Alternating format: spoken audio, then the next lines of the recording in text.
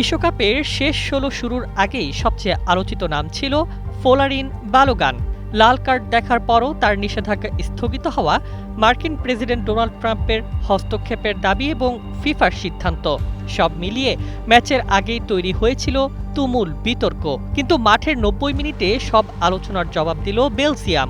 দুর্দান্ত নৈপুণ্য যুক্তরাষ্ট্রকে ৪-১ গোলে উড়িয়ে দিয়ে কোয়ার্টার ফাইনালের টিকিট নিশ্চিত করেছে ইউরোপের দলটি।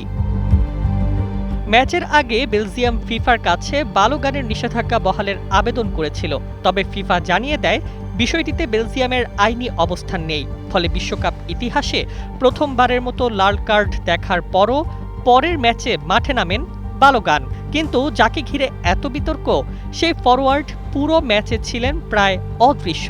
৯০ মিনিটে মাত্র ১৯ বার বল স্পর্শ করেন তিনি এবং বেলজিয়ামের রক্ষণভাগ তাকে কার্যত নিষ্ক্রিয় করে রাখে।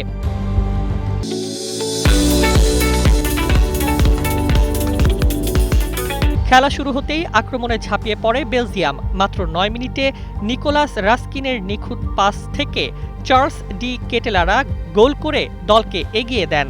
৩১ মিনিটে মালিক টিম্যানের ফ্রি কিক হান্স ফানাকানের মাথায় লেগে আত্মঘাতী গোলে সমতায় ফেরে যুক্তরাষ্ট্র। তবে সেই আনন্দ স্থায়ী হয় মাত্র ২ মিনিট। ৩৩ মিনিটে লিয়ান্দ্রো ক্রোসারের ক্রস থেকে অসাধারণ হেডে নিজের দ্বিতীয় গোল করে আবারও বেলজিয়ামকে এগিয়ে দেন ডি ক্যাটেলারা। দ্বিতীয়ার্ধে ম্যাচের মোড় ঘুরে যায় যুক্তরাষ্ট্রের গোলরক্ষক ম্যাট ফ্রিজের বড় ভুলে। ৫৭ মিনিটে বক্সের বাইরে এসে বল নিয়ন্ত্রণে ব্যর্থ হলে সুযোগটি কাজে লাগিয়ে ফানাকান দূরপাল্লার শটে ব্যবধান ৩-১ করেন।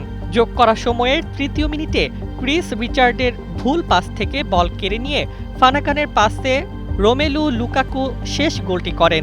৪-১ গোলের বড় জয় নিয়ে মাঠ ছাড়ে বেলজিয়াম। এই জয়ের মাধ্যমে কোয়ার্টার ফাইনালে স্পেনের মুখোমুখি হবে বেলজিয়াম। অন্যদিকে ট্রাম্পের ফোন, ফিফার বিতর্কিত সিদ্ধান্ত কিংবা বালোগানকে ঘিরে সব আলোচনা, কোনোটি শেষ পর্যন্ত যুক্তরাষ্ট্রকে পরাজয়ের হাত থেকে রক্ষা করতে পারেনি। শেষ পর্যন্ত মাঠের ফুটবলই প্রমাণ করল বিতর্ক নয়, ফল নির্ধারণ করে পারফরম্যান্স। News desk, ২১ television.